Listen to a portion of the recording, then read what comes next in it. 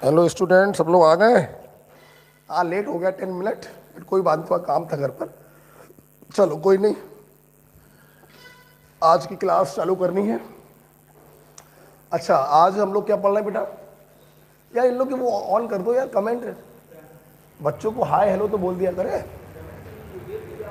है, चलो कोई बात नहीं, ठीक है। अच्छा, तो बेटा हम लोग पढ़ रहे थे, दिखाई पड़ रहा है इसमें क्या? अच्छा चलो ठीक है। तो बेटा हम लोगों ने छोटी छोटी मगर मोटी मोटी बातें चालू करी थी, जिसमें हम लोग 3 लेक्चर हो चुके हैं। आज तीसरे लेक्चर का कंटिन्यू करेंगे। पहले लेक्चर में क्या पढ़ा था हम लोगों ने? अबाउट एटम पढ़ा, इलेक्ट्रॉन प्रोटॉन न्यूट्रॉन पढ़ा। दूसरे लेक्चर में क्या पढ़ा था हम लोगों ने? आयन के बारे में पढ़ा था। और तीसरे लेक्चर में हम लोगों ने पढ़ा सेल, सबसेल, ऑर्बिटल। एक ऑर्बिटल में maximum 2 electron, poly exclusion principal, और हम लोगों ने पढ़ा अफवाऊ प्रिंसिपल। अफवाऊ किसी वैज्ञानिक का नाम नहीं है, बल्कि इसका मतलब होता है किसी चीज का निर्माण करना। अफवाऊ ने हमें बताया पहले इलेक्ट्रॉन जाएगा लो एनर्जी लेवल में, फिर जाएगा हाई एनर्जी लेवल में, फिर जाएगा उससे भी हाई एनर्जी लेवल में। मतलब एनर्जी के बढ़ते हुए क्रम में इलेक्ट्रॉनों की फिलिंग होती है। आज हम लोग लेक्चर नंबर 3 को ही आगे ले जा रहे हैं। तो जो स्टूडेंट आज का लेक्चर देख रहे हैं, तो आज का लेक्चर देखने से पहले वाला लेक्चर देखें, तब आज की क्लास समझ में आएगी। ठीक है, सुन बेटा, हम लोगों ने कल अफवाऊ प्रिंसिपल पढ़ा था। Just a minute. आपको याद होगा कि अफवाऊ ने हमें बताया फिलिंग, आपको मालूम है तरीका क्या बताया था? एस से शुरू करेंगे, पी पर खत्म करेंगे, बीच में 1 कदम पहले का डी, 2 कदम पहले का एफ, 3 कदम पहले का जी, एंड सो ऑन बीच में आएगा। शायद मैंने एक क्वेश्चन भी दिया था, आप लोगों ने करके नहीं दिखाया। सबसे पहले आप सभी लोग एक बात सुनो, पहले एक बात सुनो। आप सभी लोग आज मुझे मेरे व्हाट्सएप नंबर पे अपना नेम और ये लिखकर भेजिएगा फॉर द सेशन 2021। ठीक है, ये भेजेंगे। तो हम क्या करेंगे, आप लोगों का अपने व्हाट्सएप पर एक ग्रुप बना देंगे, जिससे क्या होगा, जो हम HW दे रहे हैं वो आप हमको करके व्हाट्सएप पर दिखा दिया करो। ओके, तो ध्यान रखना, आज सभी लोग अपना नाम और ये लिखकर भेजेंगे कि आप अगले साल के स्टूडेंट हैं 2021 के। तो ऐसे तो मेरे पास दिन भर में 100-150 मैसेज आते हैं, मैं कैसे समझूंगा आप ही लोगों का मैसेज है? तो ये लिख देना 2020-21। ठीक है, और मेरे इस व्हाट्सएप नंबर पे भेज देना, तो मैं आप लोगों का एक ग्रुप बना दूंगा। जो भी मैं HW दिया करूंगा वो आप मुझे इस ग्रुप पर सेंड करके दिखाया करेंगे। ठीक है, तो मैं कल का काम रिवाइज करा दूं आपको।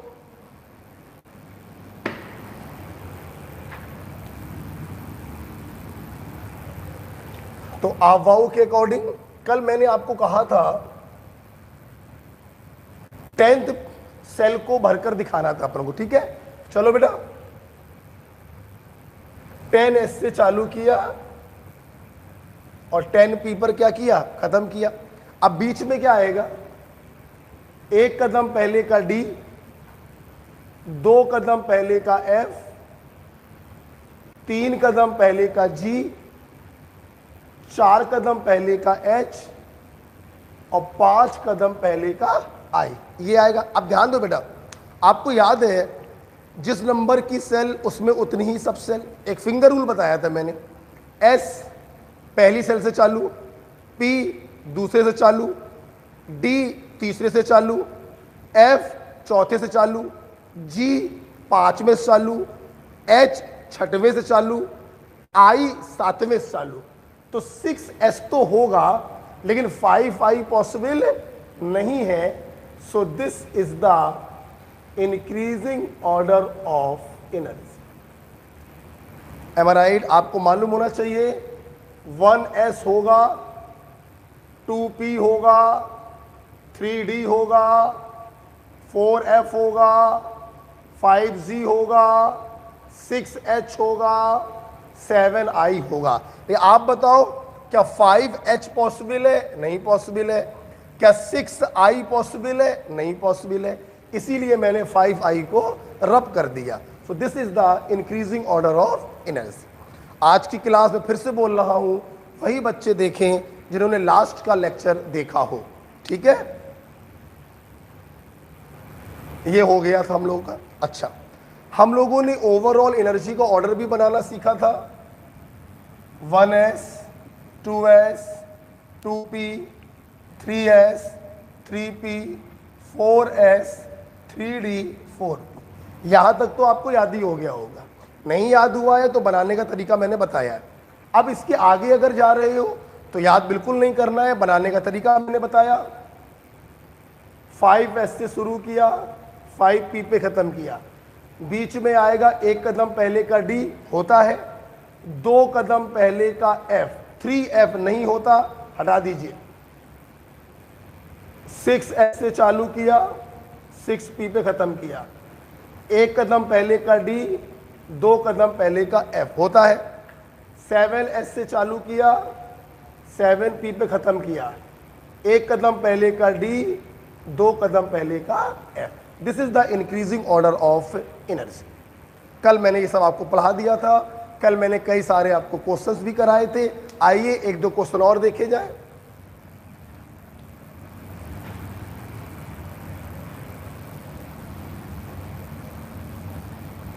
अब बेटा इसमें मान लो मैंने आपको बोला फॉर एग्जाम्पल मैग्नीशियम 12 का इलेक्ट्रॉनिक कॉन्फ़िगरेशन बनाना है 1s2 2s2 के हिसाब से, दैट इज अबाव प्रिंसिपल के हिसाब से। कितने इलेक्ट्रॉन होंगे? 12।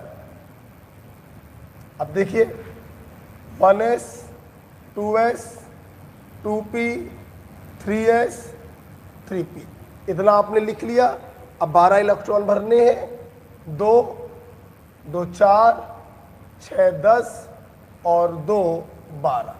तो this is the electronic configuration of magnesium. Okay, उम्मीद है आपको ये सब क्लियर हो चुका है। अच्छा, आज की क्लास में हम लोग को नया पढ़ना है एक्सेप्शन।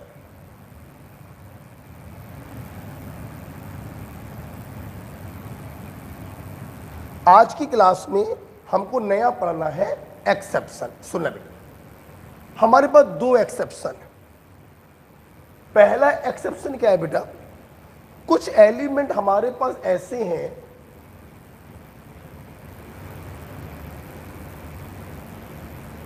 ध्यान दो बेटा, जिनमें क्या होता है ns का एक इलेक्ट्रॉन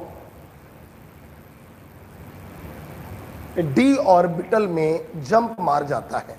कहने का मतलब है कुछ ऐसे एलिमेंट हैं जिनका पहले आपने अपने अकॉर्डिंग इलेक्ट्रॉनिक कॉन्फ़िगरेशन बनाया, बाद में क्या करेंगे सबसे बाहर वाली सेल का, मैं आपको कल बता चुका हूं n का मतलब होता है सेल, सबसे बाहर वाली सेल का एक s इलेक्ट्रॉन आप ट्रांसफर कर देंगे d में। सबसे बाहर वाली सेल का एक s इलेक्ट्रॉन आप ट्रांसफर कर देंगे d में। किन किन एलिमेंट में ऐसा होता है तो वो सुन लीजिए। 24, 29 ये आप लोगों ने 12th में 11th में पढ़ा होगा। 24 इज क्रोमियम, 29 इज कॉपर।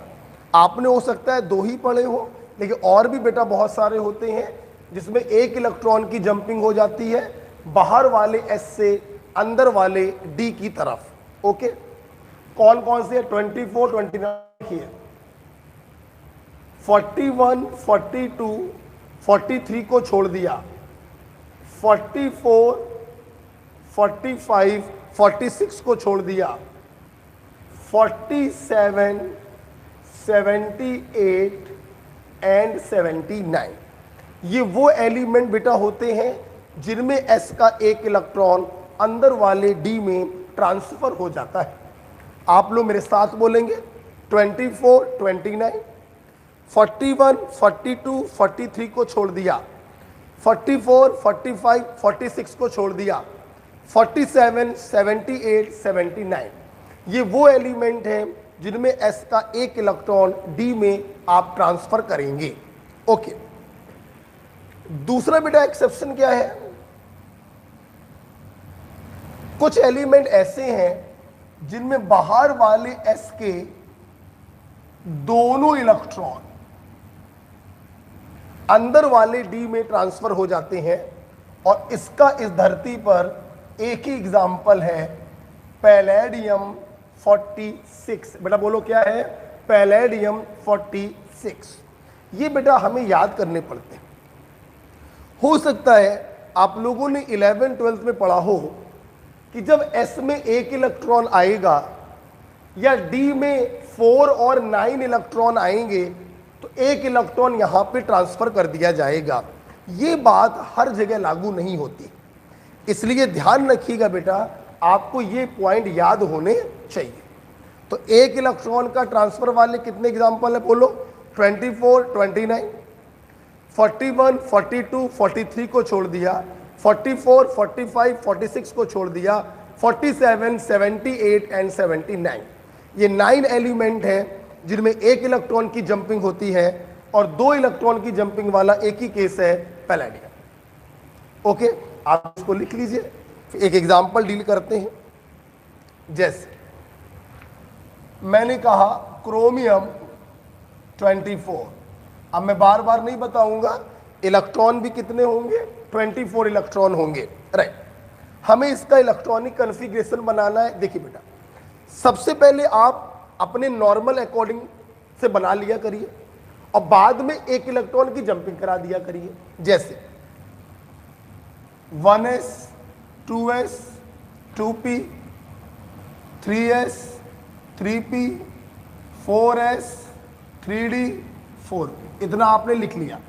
अब 24 इलेक्ट्रॉनों को भरिए, 2, 2 4, 6 10, 2 12, 6 18, 2 20 और 4 24। ठीक, अब सुनना, अगर आपने इतना करके छोड़ दिया तो बेटा ये आंसर गलत हो जाएगा। आपको मालूम होना चाहिए 24 वाले में बाहर वाली सेल का एक इलेक्ट्रॉन अंदर वाले डी में ट्रांसफर हो जाता है, बाहर वाले एस का एक इलेक्ट्रॉन अंदर वाले डी में ट्रांसफर करना है, तो यहां से लेकर यहां तक तो सेम रहेगा और ये हो जाएगा 4s1 और ये हो जाएगा 3d5। तो ये बेटा गलत है, ये सही। ओके, अच्छा, और देखो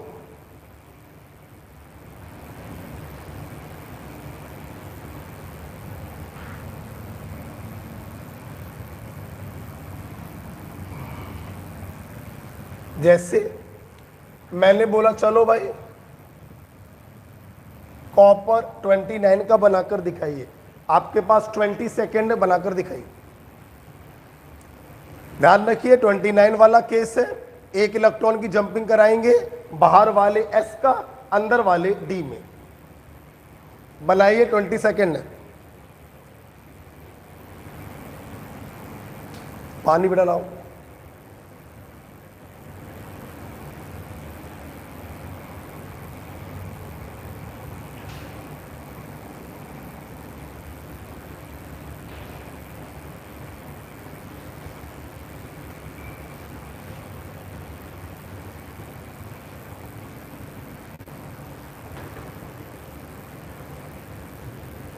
हो गया। आइए 29 इलेक्ट्रॉन्स होंगे, 1s, 2s, 2p, 3s, 3p, 4s, 3d, 4p। 29 electron आपको भरने हैं। 2, 2 4, 6 10, 2 12, 6 18, 2 20 और 9 29। आपने ये कॉन्फ़िगरेशन अपने अकॉर्डिंग बनाया। फिर आपको याद आया कि 29 वाले में एक इलेक्ट्रॉन की जंपिंग होती है बाहर वाले S से अंदर वाले D। बी केयरफुल, मैं इसे बाहर वाला क्यों बोल रहा हूं, और इसे अंदर वाला क्यों बोल रहा हूं? अरे बेटा, ये न्यूक्लियस है, पहली सेल, दूसरी सेल, तीसरी सेल, चौथी सेल। तो जाहिर सी बात है यार, 4s यहां पर है और 3d यहां पर है, मतलब बाहर वाले s का एक इलेक्ट्रॉन अंदर वाले d में ट्रांसफर करना है। तो हम लोग इसको यहां पे ट्रांसफर करना है, ये गलत होगा, सही होगा 4s1 3d10। This is the right electronic configuration of copper 29। Okay, चलिए करके दिखाइए। पैलेडियम 46, ध्यान रखिएगा 46 में क्या होता है, 2 इलेक्ट्रॉनों की जंपिंग होती है।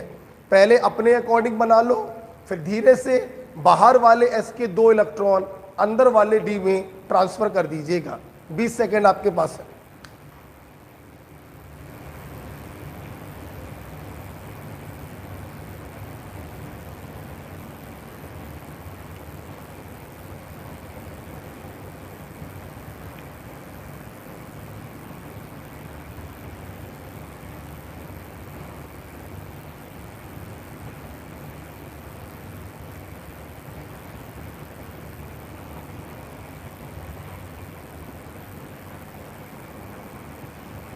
पहले अपने अकॉर्डिंग बनाइए और फिर धीरे से बाहर वाले s के 2 इलेक्ट्रॉन अंदर वाले d में आप ट्रांसफर कर देंगे। बना कुछ? चलिए देखिए, 1s 2s 2p 3s 3p 4s 3d 4p। At least यहां तक पहले लिख लिया करिए। 2 2 4 6 10 2 12 6 18 2 20 10 30 6 36। अभी तो सिर्फ 36 इलेक्ट्रॉन हो पाए हैं, मतलब आपको आगे भी जाना पड़ेगा। आगे हमारे बच्चे जानते हैं, 5s से चालू किया, 5p पे खत्म किया, बीच में एक कदम पहले का d आएगा और 2 कदम पहले का f आएगा, लेकिन 3f पॉसिबल नहीं होता है, हटा दिया। राइट, 36 हो गए, 36 और 2 38। अभी 8 इलेक्ट्रॉनों की कमी है, तो 8 इलेक्ट्रॉन हमने यहां पे भर दिए। This is the electronic configuration of palladium. फिर आपको याद आया कि पैलेडियम में 2 इलेक्ट्रॉनों की जंपिंग हो जाती है, तो बाहर वाले s के दोनों इलेक्ट्रॉन अंदर वाले d में ट्रांसफर कर देंगे। यहां तक तो मामला सेम रहेगा, ये हो जाएगा 5s0 और ये हो जाएगा 4d10। This is wrong, this is right. 5s0 हो गया, लिखना चाहो लिखो, ना लिखना चाहो तो हटा दो, उससे कोई फर्क नहीं पड़ता। ओके बेटा, मैं उम्मीद करता हूं आपको एक्सेप्शन वाले केस याद हुए। आगे बढ़ने से पहले फिर से आप लोग एक बार बोलेंगे, 1 इलेक्ट्रॉन की जंपिंग कहां पर होती है? 24 29 क्रोमियम और कॉपर। 41 42 43 को छोड़ दिया, 44 45 46 को छोड़ दिया, 47 78 और 79। 2 इलेक्ट्रॉनों की जंपिंग कहां पर होती है? एक ही एग्जांपल है, पैलेडियम 46। कैसे बनाएंगे इनके कॉन्फ़िगरेशन? पहले अपने अकॉर्डिंग बना लेंगे और फिर धीरे से बाहर वाले s का इलेक्ट्रॉन अंदर वाले d में ट्रांसफर कर देंगे। ओके, अब हम लोग एक स्टेप आगे बढ़ रहे हैं। एक्सेप्शन वाले केस समझ में आ गए हैं। ऐसी बड़ा 78 का बना लेना, ऐसी बड़ा 79 का बन जाएगा, सारे बना सकते हो जो तुम्हारी बनाने की इच्छा हो। अब हम लोग एक स्टेप आगे बढ़ रहे हैं, ध्यान सुनिएगा। अगला बेटा पॉइंट है electronic configuration of cation.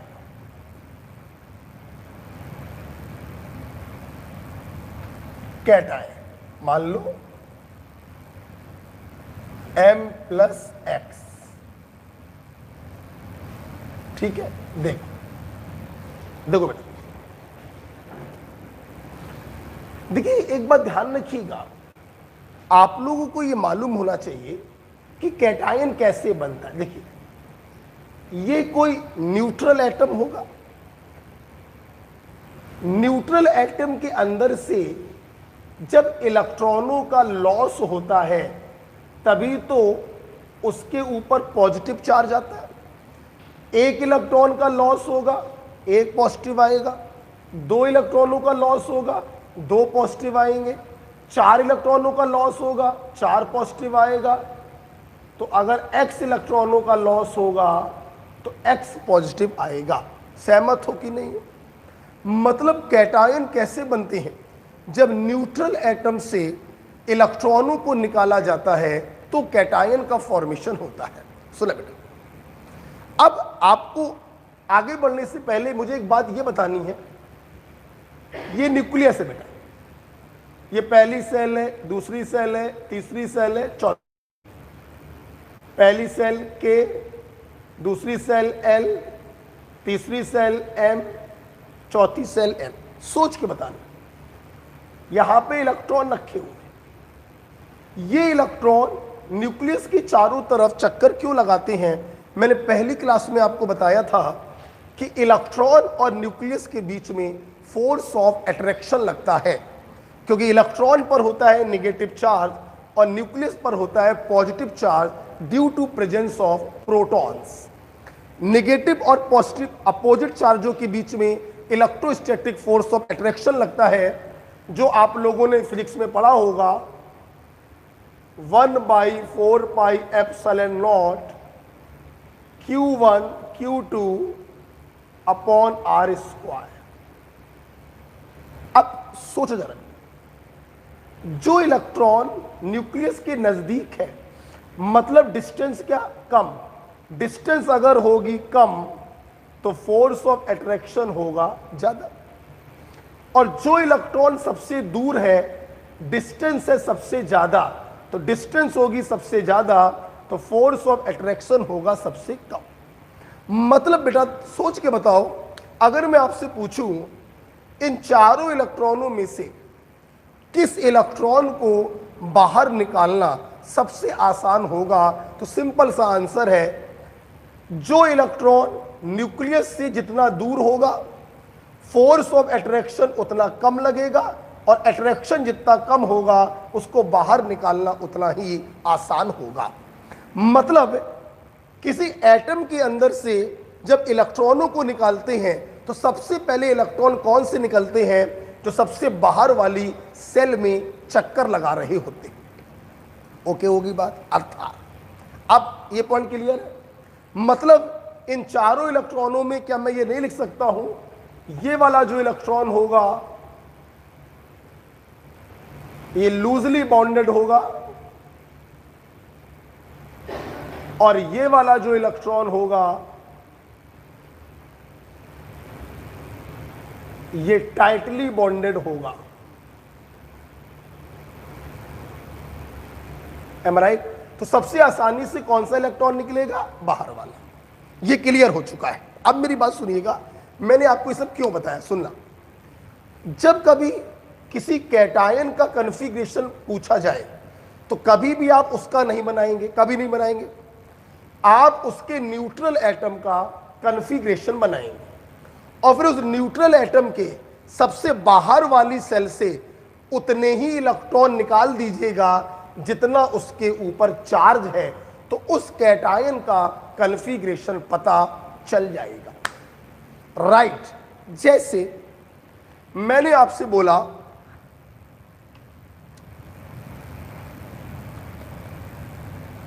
Cobalt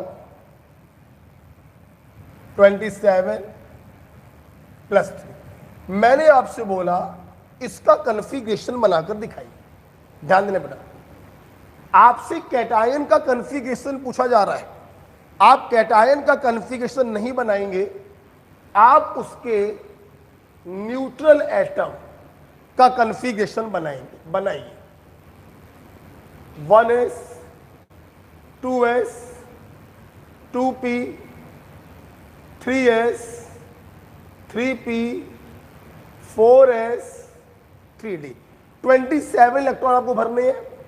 2 2 4 6 10 2 12 6 18 2 20 और 7 27। अब देखना, आपसे कोबाल्ट का नहीं पूछा गया, आपसे पूछा गया था कोबाल्ट +3 का। सोचो अगर इसके अंदर से 3 इलेक्ट्रॉनों को निकाल दिया जाए तो +3 वाला बन जाएगा। मतलब इस कॉन्फ़िगरेशन से अगर हम 3 इलेक्ट्रॉनों को बाहर निकाल दें तो कोबाल्ट +3 का इलेक्ट्रॉनिक कॉन्फ़िगरेशन बन जाएगा। अब देखिए बेटा, बच्चे गलती क्या करते हैं, वेरी कॉमन मिस्टेक, बहुत गलती करते हैं बच्चे। क्या गलती करते हैं, उन्हें यह तो मालूम है कि 3 इलेक्ट्रॉनों को निकालना है, और बच्चे क्या करते हैं, यहां से 3 इलेक्ट्रॉनों को निकाल देते हैं और यहीं पर बेटा वो गलती कर देते हैं। आप देखिए सबसे पहले कौन सा इलेक्ट्रॉन निकलेगा, जो सबसे बाहर वाली सेल में चक्कर लगा रहा होगा। सबसे बाहर वाली सेल 3 है या 4 है? भैया गिनती में 3 पहले आता है या 4? 3 पहले आता है, 4 बाद में आता है। 3 अंदर वाली सेल है, 4 बाहर वाली सेल। तो सबसे पहले इलेक्ट्रॉन निकाला जाता है बाहर वाली सेल से, इसलिए ये गलत हो जाएगा। सबसे पहले 2 इलेक्ट्रॉन यहां से निकलेंगे, फिर 1 इलेक्ट्रॉन यहां से निकलेगा, तो उसका कॉन्फ़िगरेशन क्या बनेगा, 1s2 2s2 2p6 3s2 3p6, ये हो गया 4s0 और वो हो गया 3d6। 4s0 चाहे लिखो चाहे ना लिखो उससे कोई फर्क नहीं पड़ता। तो this is the right configuration. Okay बेटा, बाबला क्लियर हो रही है? मैं फिर से रिपीट करूंगा। किसी कैटायन का कभी भी कॉन्फ़िगरेशन बनाना हो, सबसे पहले उसके न्यूट्रल एटम का कॉन्फ़िगरेशन बनाइए, फिर कैटायन पर जितना चार्ज है उतने ही इलेक्ट्रॉन आप बाहर निकाल दीजिए तो आपका आंसर आ जाएगा। इलेक्ट्रॉनों को बाहर निकालते समय ये ध्यान रखिएगा, सबसे पहले सबसे बाहर वाली सेल के इलेक्ट्रॉन निकाले जाते हैं। फॉर एग्जाम्पल 4s बाहर है कि 3d बाहर है? 4s बाहर है। चौथी सेल बाहर होती है, तीसरी सेल अंदर होती है। ओके, अब सुनना बेटा, अक्सर बच्चे मुझसे पूछते हैं कि सर 4s अगर बाहर है और 3d अंदर है तो ये आप बाद में क्यों लिखते हो और 4s आप पहले क्यों लिखते हो? बेटा ध्यान दो, ये जो आपने ऑर्डर बनाया है ये न्यूक्लियस से डिस्टेंस का ऑर्डर नहीं होता है, ये तो ऑर्डर होता है एनर्जी का ऑर्डर।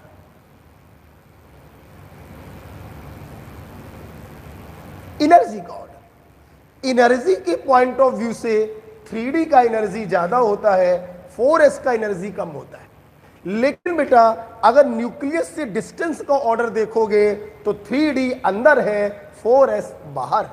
3d अंदर है, 4s बाहर। Okay, clear? कंफ्यूज तो नहीं हो गए कि 3d को बाद में क्यों लिखा है, 4s को पहले क्यों लिखा है? ये एनर्जी के पॉइंट ऑफ व्यू से लिखा गया है, ये अफवाह के पॉइंट ऑफ व्यू से लिखा गया है। अगर न्यूक्लियस से डिस्टेंस के पॉइंट ऑफ व्यू से देखोगे तो 4s बाहर है, 3d अंदर है। ठीक है, अगर समझ में आया है आपको तो चलिए बनाकर दिखाइए, बनाकर दिखाइए। चलिए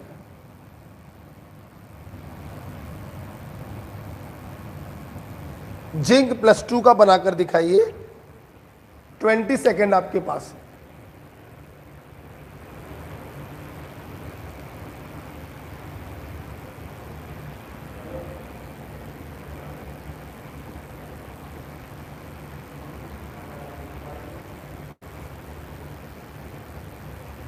ट्वेंटी सेकेंड आपके पास है।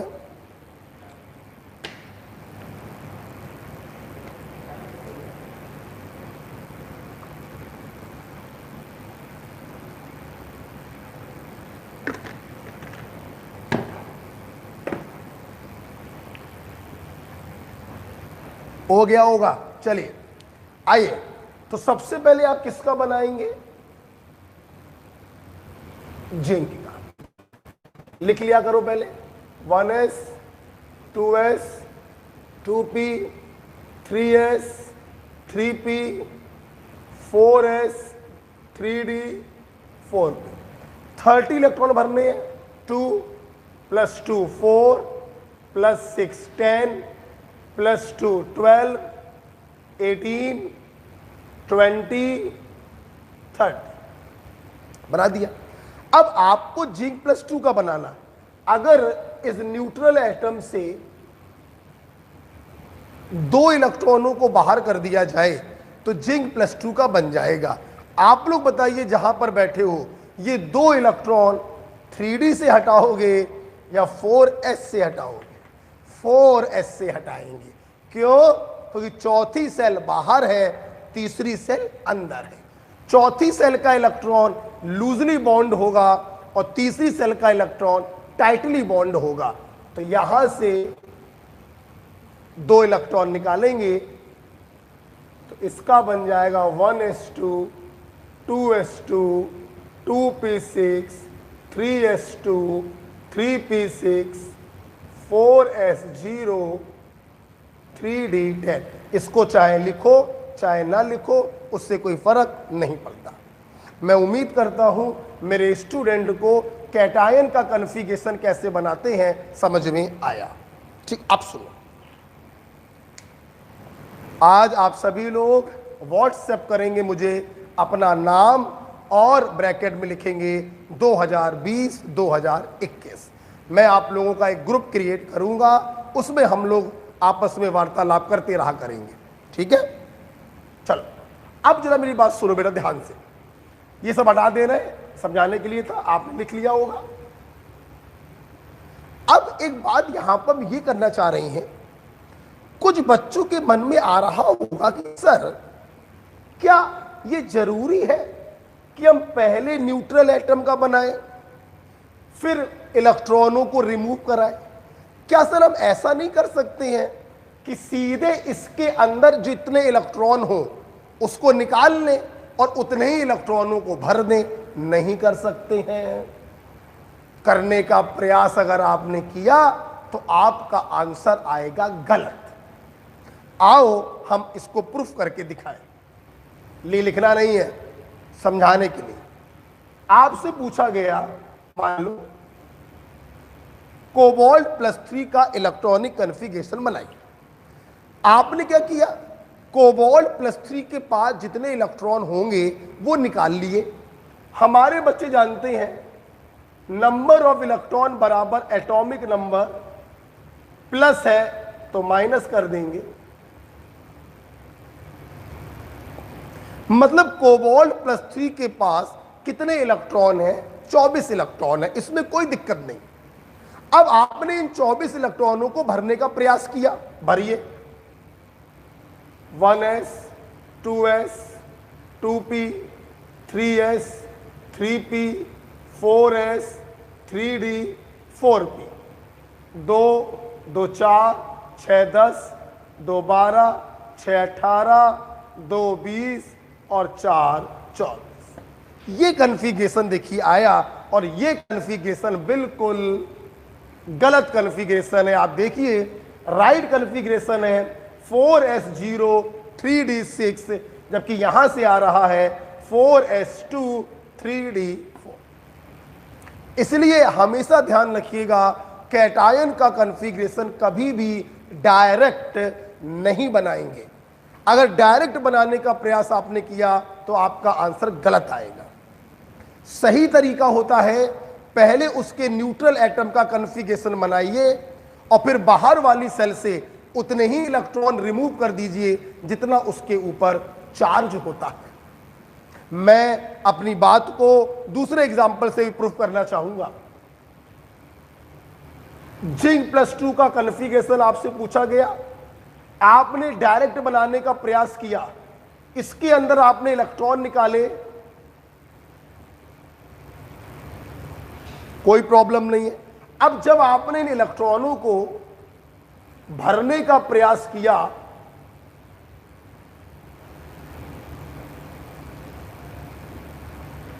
तो 2 2 4 6 10 2 12 6 18 2 20 और 8 28। ये कॉन्फ़िगरेशन आया। जबकि जिंक +2 का कॉन्फ़िगरेशन होता है 4s0 3d10, डायरेक्ट बनाने पे आ रहा है 4s2 3d8। ये गलत है। आई होप आपको समझ में आ गया हो। राइट। अच्छा सुनो बेटा, this is about the configuration of cation. मैं समरी फिर से बोल दे रहा हूं, आप ऐसे भी लिख लीजिएगा। हम लोग पढ़ रहे हैं छोटी छोटी मगर मोटी मोटी बातें, लिख लेंगे अच्छा रहेगा। तो आज आपने सीखा कैटायन का कॉन्फ़िगरेशन जब भी बनाना होगा डायरेक्ट इलेक्ट्रॉन निकालकर नहीं बनाएंगे, पहले उसके न्यूट्रल एटम का बनाएंगे, फिर चार्ज के बराबर इलेक्ट्रॉनों को रिमूव करा देंगे बाहर वाली सेल से, फिर आपका आंसर आएगा। ओके, अब हटाइए।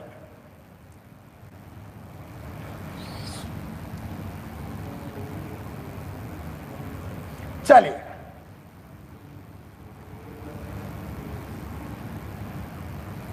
अब हम लोग बात करेंगे इलेक्ट्रॉनिक कॉन्फ़िगरेशन ऑफ एनायन।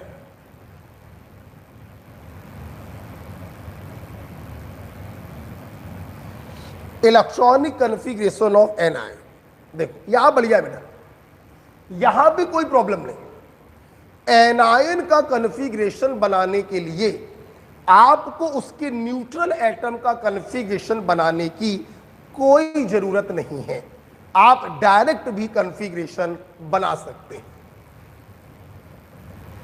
आप डायरेक्ट भी इलेक्ट्रॉनिक कॉन्फ़िगरेशन लिख सकते हैं, कोई प्रॉब्लम नहीं। न्यूट्रल एटम का बनाकर चार्ज के बराबर इलेक्ट्रॉनों को ऐड कर दो, वैसे भी बना लोगे, और डायरेक्ट इलेक्ट्रॉनों को निकालकर इलेक्ट्रॉनिक कॉन्फ़िगरेशन लिख लो, वैसे भी बना लेंगे। इसलिए एनायनों का जब भी आपसे पूछा जाए, आप कभी परेशान ना हो, सीधे उस एनायन के इलेक्ट्रॉन निकालिए और इलेक्ट्रॉनों को भर दीजिए, कोई प्रॉब्लम नहीं होगी इसमें। फॉर एग्जाम्पल O-2, तो अब आपको O का बनाने की कोई जरूरत नहीं है, आप सीधे इसके इलेक्ट्रॉन निकालिए। Atomic number plus minus charge, minus है तो प्लस कर देते हैं और प्लस होने पर माइनस कर देते हैं, आराम से बनाइए।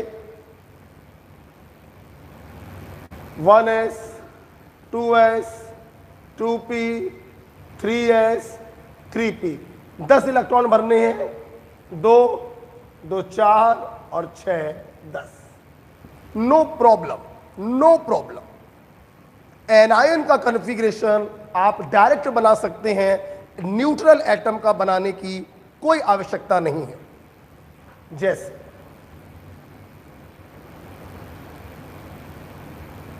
डायरेक्ट इलेक्ट्रॉन निकालिए, एटॉमिक नंबर +1, आप बना सकते हैं direct 1s 2s 2p 3s 3p 4s। 18 electron भरने हैं, 2 2 4 6 10 2 12 6 18, कोई प्रॉब्लम। तो कैटायन के कॉन्फ़िगरेशन में हमें थोड़ा सा एहतियात बरतना पड़ता है, पहले न्यूट्रल एटम का बनाना पड़ता है, फिर कैटायन का बनाना पड़ता है। एनायन का इलेक्ट्रॉनिक कॉन्फ़िगरेशन बहुत आसानी से बन जाता है, डायरेक्ट बना सकते हैं। ओके, आप बनाओगे?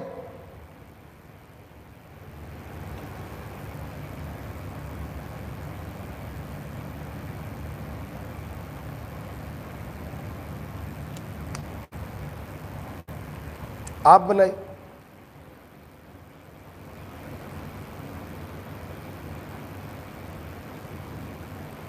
बनाइए। आर्सेनाइड आयन,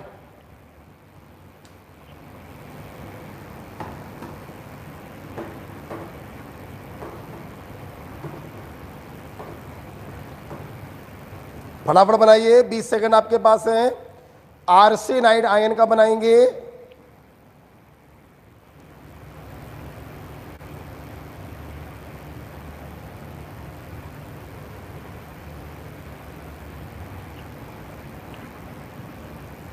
हो गया। डायरेक्ट बनाइए, कोई प्रॉब्लम नहीं है। सीधे इलेक्ट्रॉनों का नंबर निकाल लीजिए, सीधे बनाइए। कितने इलेक्ट्रॉन होंगे? एटॉमिक नंबर +3, 36 इलेक्ट्रॉन है। 1s, 2s, 2p, 3s, 3p, 4s, 3d, 4p। 36 इलेक्ट्रॉनों को भरना है। 2, 2 4, 6 10, 2 12, 6 18, 2 20, 20 और 10 30, 30 और 6 36। आई होप कि आज की क्लास आपको समझ में आ गई होगी। सबसे पहले मैंने आज आते आते क्लास का थोड़ा सा रिवीजन दिया, पिछली क्लास का HW कराया, फिर आज की क्लास मैंने चालू करी, इलेक्ट्रॉनिक कन्फिग्रेशन के कुछ एक्सेप्शन बताए। 1 इलेक्ट्रॉन जंपिंग वाले 9 एग्जाम्पल है और 2 इलेक्ट्रॉन जंपिंग वाला 1 एग्जाम्पल है। उसके बाद कैटायन और एनायन का कन्फिग्रेशन बनाना सीखा, जिसमें एनायन का कन्फिग्रेशन आप डायरेक्ट इलेक्ट्रॉन निकालकर बना सकते हैं, लेकिन कैटायन का कन्फिग्रेशन डायरेक्ट इलेक्ट्रॉन निकालकर नहीं बना सकते। पहले उसके न्यूट्रल एटम का बनाएंगे और फिर वैलेंस सेल से बाहर वाली सेल से उतने ही इलेक्ट्रॉनों को रिमूव कराएंगे। ओके, अच्छा, ये सब खत्म हो गया। अवाऊ प्रिंसिपल पर बातें बहुत सारी होती हैं, लेकिन छोटी छोटी मगर मोटी मोटी बातें खत्म होती हैं। बाकी कुछ बातें जो हैं जब डिटेल में पढ़ाएंगे तब बताएंगे। अब सुनो, ठीक है बेटा। पिछली क्लास में मैंने अवाऊ प्रिंसिपल चालू किया, जिसने आपको बताया इलेक्ट्रॉन सर्वप्रथम उस सेल या सबसेल में जाता है जिसकी एनर्जी कम होती है, फिर उसमें जाता है जिसकी एनर्जी ज्यादा होती है, फिर उस सबसेल में जाता है जिसकी एनर्जी उससे ज्यादा होती है। मतलब एनर्जी के बढ़ते हुए क्रम में इलेक्ट्रॉनों की फिलिंग होती है। पहले 1s, फिर 2s, फिर 2p, फिर 3s, फिर 3p, फिर 4s, फिर 3d, फिर 4p एंड सो ऑन। ठीक, अब यहीं पर एक तीसरा रूल हम आपको बताने जा रहे हैं, हुंड्स रूल।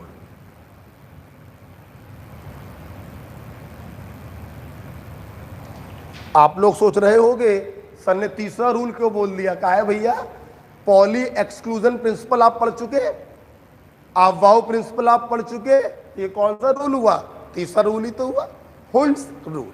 आई किताबों में ऐसे ही लिखा भी मिल जाता है, हुंड्स मैक्सिमम मल्टीप्लिसिटी रूल, ऐसे भी लिखा मिलता है। अब सुना, अवाऊ साहब ने इलेक्ट्रॉनों को भरना सिखाया सब सेल में बढ़ते हुए एनर्जी के क्रम में, और हुंड रूल हमें सिखाता है filling of electron in degenerate orbital.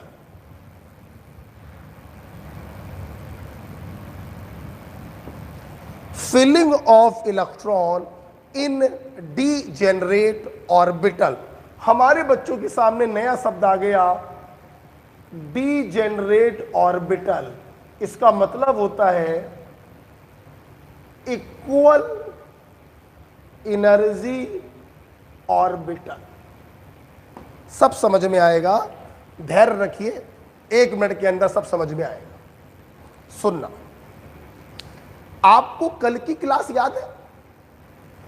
Cell मिलकर बनते हैं सबसेलों से, SPDF, और सबसेल मिलकर बनते हैं ऑर्बिटल से। S सबसेल में एक ऑर्बिटल, पी सब सेल में 3 p ऑर्बिटल, डी सब सेल में 5 d ऑर्बिटल, एफ सब सेल में 7 f orbital. Do you remember? तो इन ऑर्बिटलों में इलेक्ट्रॉनों को भरना सिखाता है Hund's rule. Okay, be careful. देखिए जरा ध्यान से, छोड़ दीजिए इसको थोड़ी देर के लिए। एक बात बताओ, जस्ट लिसन टू मी, सब समझ में आएगा। 1 मिनट दीजिए।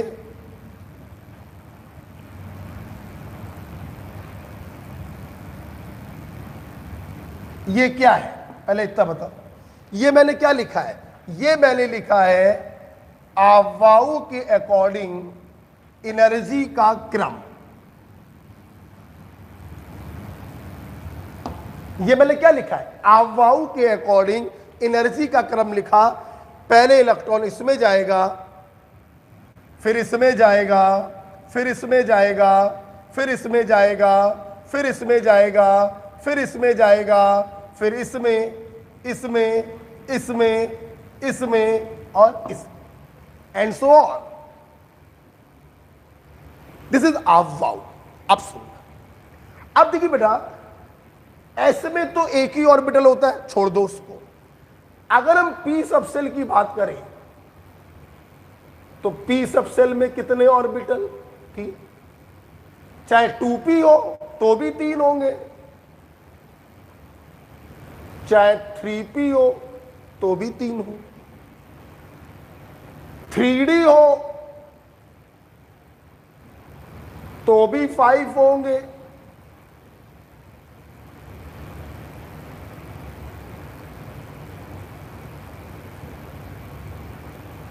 और 4d हो तो भी 5 होंगे। ठीक, अब देखिए, ध्यान सुनिएगा। अब मैं आपको बताने जा रहा हूं डीजेनरेट ऑर्बिटल का मतलब क्या होता है। देखिए, किसी एक सबसेल के पास जितने ऑर्बिटल होते हैं, इन ऑर्बिटल का एनर्जी आपस में बराबर होता है।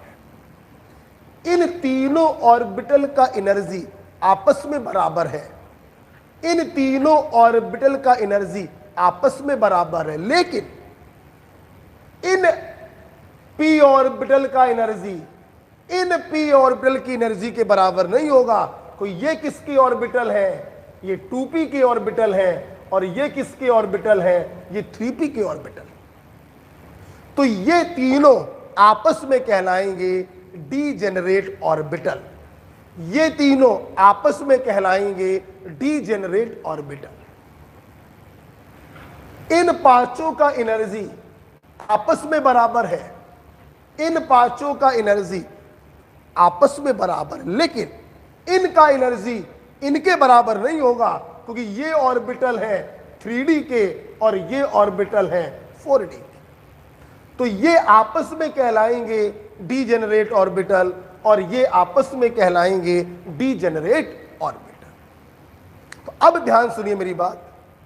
डीजेनरेट ऑर्बिटल में इलेक्ट्रॉनों का भरना सिखाता है हुंड रूल। कहने का तात्पर्य यह है, ये 6 इलेक्ट्रॉन इन 3 ऑर्बिटलों में कैसे भरे जाएं, ये हमें सिखाता है हुंड रूल। ये 10 इलेक्ट्रॉन इन 5 ऑर्बिटल में कैसे भरे जाएं, ये हमें सिखाता है हुंड रूल। ये 10 इलेक्ट्रॉन इन 5 ऑर्बिटल में कैसे भरे जाएं, ये हमें सिखाता है हुंड रूल। मैं उम्मीद करता हूं आपको हुंड रूल क्या सिखाता है ये समझ में आया होगा। डीजेनरेट ऑर्बिटल क्या होते हैं ये समझ में आया होगा। मैं फिर से अपने वाक्य को रिपीट करूंगा।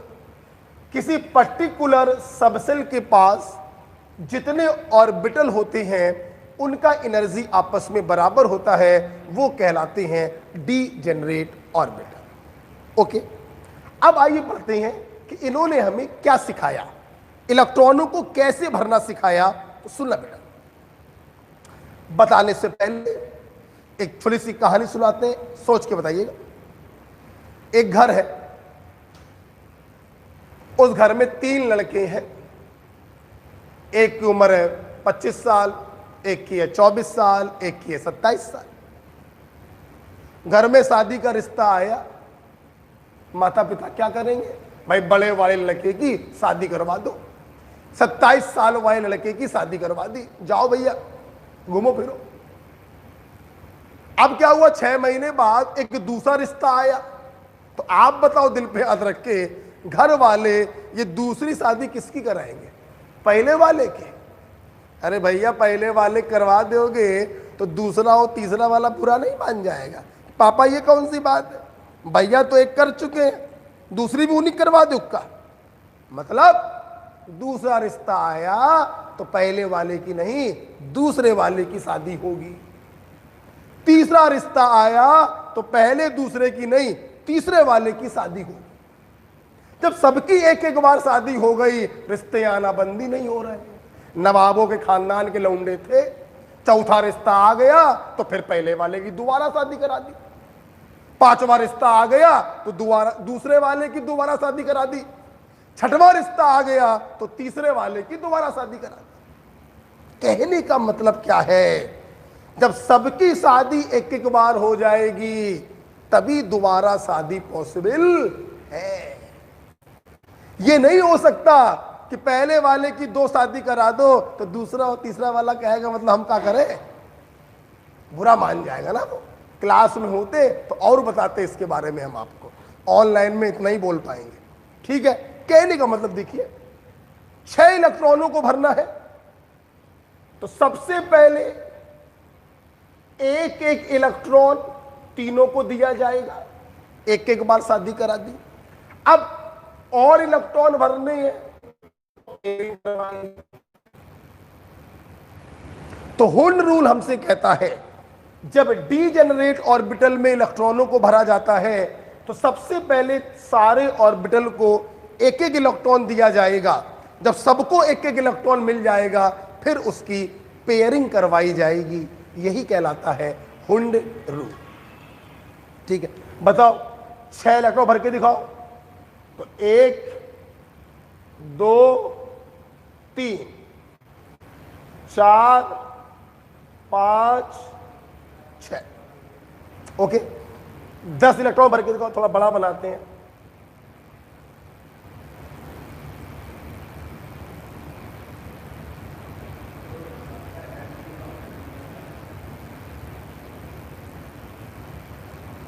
तो पहले एक एक बार शादी कराएंगे, एक एक इलेक्ट्रॉन सबको देंगे। जब सबको एक एक इलेक्ट्रॉन मिल जाएगा तो फिर उसकी पेयरिंग करवाएंगे। क्लियर? यही कहलाता है बेटा हुंड रूल। उम्मीद है समझ गए होंगे।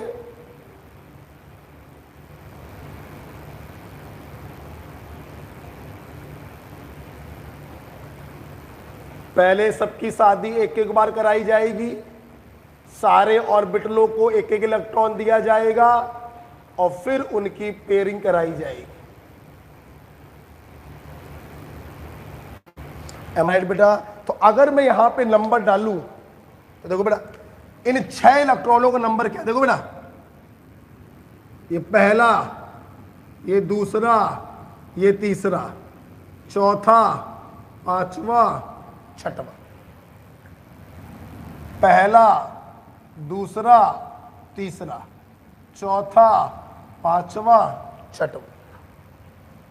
पहला इलेक्ट्रॉन, दूसरा, तीसरा, चौथा, 5वां, 6वां, 7वां, 8वां, 9वां, 10। ओके, तो उम्मीद करते हैं कि आपको हुंड रूल समझ में आया। राइट? अच्छा, अब ये हमारे बच्चे समझ गए होंगे जिन्होंने पिछली क्लास करी होगी कि एक ऑर्बिटल में जो 2 इलेक्ट्रॉन होते हैं वो अपोजिट स्पिन में होते हैं, एक ऊपर की तरफ दूसरा नीचे की तरफ, according to Pauli exclusion principle, जो पिछली क्लास में मैंने आपको पढ़ाया था। तो ये सबको समझ में आ गया होगा, एक को ऊपर क्यों बनाया है और एक को नीचे क्यों बनाया है। This is about the Hund's rule. ठीक है बेटा, ऐसे ही लिख लेना। यहां पर भी करना चाहो कर लो, पहला, दूसरा, तीसरा, चौथा, पांचवा, छठवां, सातवां, आठवां, नवा, 10। ओके, सो सब सेलों में इलेक्ट्रॉनों को भरना आप वाउ ने सिखाया, और डीजेनरेट ऑर्बिटल्स में इलेक्ट्रॉनों को भरना हुन ने सिखाया, और एक ऑर्बिटल में एक इलेक्ट्रॉन ऊपर दूसरा नीचे होगा, ये पॉली ने सिखाया। तो तीनों रूल आपके सामने आ चुके हैं। आज की क्लास का एक आखिरी लेक्चर हम लेने जा रहे हैं, फिर लेक्चर नंबर 3 खत्म हो जाएगा। आज की क्लास का आखिरी पॉइंट है spin only magnetic movement, mu S. आज की क्लास का ये आखिरी पॉइंट है, बेटा आवाज ना करो। स्पिन ओनली मैग्नेटिक मूवमेंट, कभी कभी सिर्फ मैग्नेटिक मूवमेंट भी लिख कर आ सकता है, लेकिन पूरा नाम होता है स्पिन ओनली मैग्नेटिक मूवमेंट। बेटा मनोज, फार्मूला इसका होता है बेटा म्यू एस बराबर √n n+2, और यूनिट होती है इसकी BM, बोहर मैग्नेटॉन।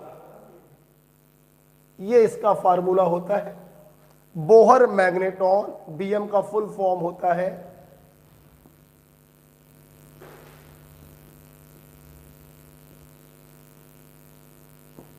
अच्छा, बात करें यहां पर n क्या है, तो यहां पर n होता है बेटा नंबर ऑफ अनपेयर्ड इलेक्ट्रॉन। यहां पर n होता है बेटा नंबर ऑफ अनपेयर्ड इलेक्ट्रॉन। ठीक है, ध्यान दो था सब, ध्यान दो। अनपेयर्ड इलेक्ट्रॉन से क्या तात्पर्य है? देखो, अभी अभी आप लोगों ने देखा कि एक ऑर्बिटल में 2 इलेक्ट्रॉन रह सकते हैं। अगर किसी ऑर्बिटल में 2 इलेक्ट्रॉन है तो दिस इज पेयर्ड, n की वैल्यू 0। ठीक, अगर किसी ऑर्बिटल में 1 इलेक्ट्रॉन है दिस इज अनपेयर्ड, n बराबर 1। राइट, और देखो ये दिया,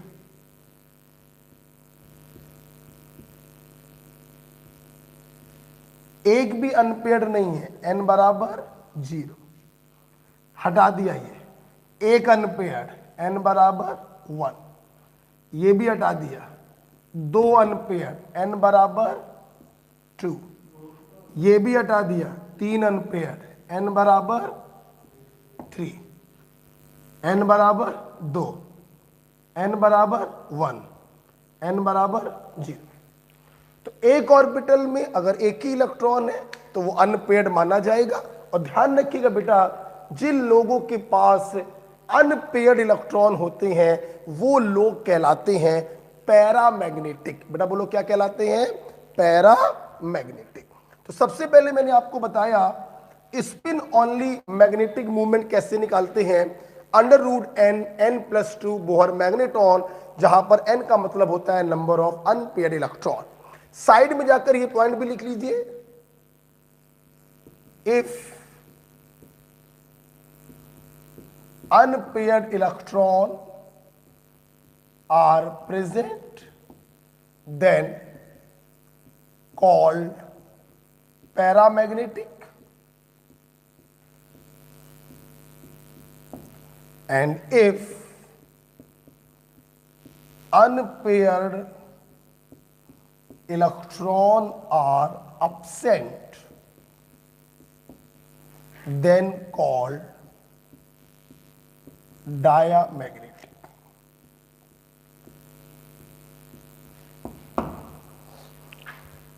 ठीक है, अच्छा ये तो बेटा हो गई किताबी भाषा हो गई। कि स्पिन ओनली मैग्नेटिक मूवमेंट और अनपेयर्ड इलेक्ट्रॉन में क्या रिलेशन है। अच्छा सुने बेटा, अब यहां पर मैं आपको ट्रिक बताना चाहता हूं। ट्रिक सुनो। मान लो किसी के पास दो अनपेयर्ड इलेक्ट्रॉन है, आपसे म्यूएस की वैल्यू पूछी गई, आपने एन की जगह 2 रख दिया, 2 + 2 4, 4 2 = 8, आंसर आया √8 बोहर मैग्नेटॉन। अब √8 को आप सॉल्व कर लीजिए, ठीक है, तो 2 पॉइंट समथिंग आंसर आएगा। तो मेरी ट्रिक बेटा ये कहती है कि अगर आपको अंडर रूट को सॉल्व नहीं करना है तो म्यूएस की वैल्यू हमेशा आती है n पॉइंट कुछ, हमेशा। मतलब जितने अनपेयर्ड इलेक्ट्रॉन होंगे दशमलव लगा के कुछ भी लिख दो यार, वही आपके म्यूएस की वैल्यू हो जाती। जैसे मान लो अनपेयर्ड इलेक्ट्रॉन है 2, तो म्यूएस आएगा 2 पॉइंट कुछ, कुछ का मतलब 0.75 0.73, उससे कोई फर्क नहीं पड़ता। मान लो अनपेयर्ड इलेक्ट्रॉन है 3, तो म्यूएस की वैल्यू आएगी 3 पॉइंट कुछ, 3.7 3.5।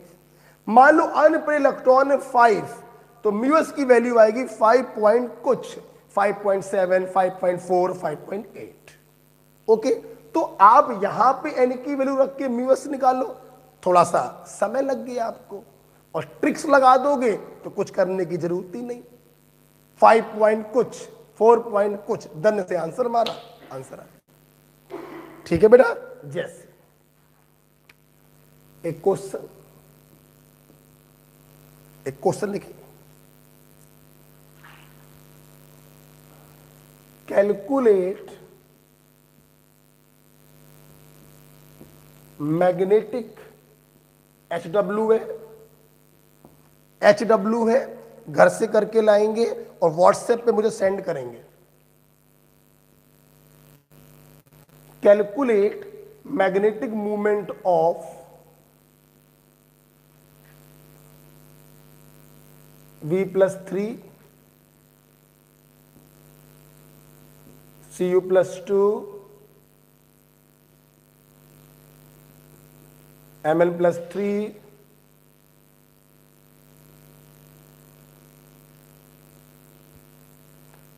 P-3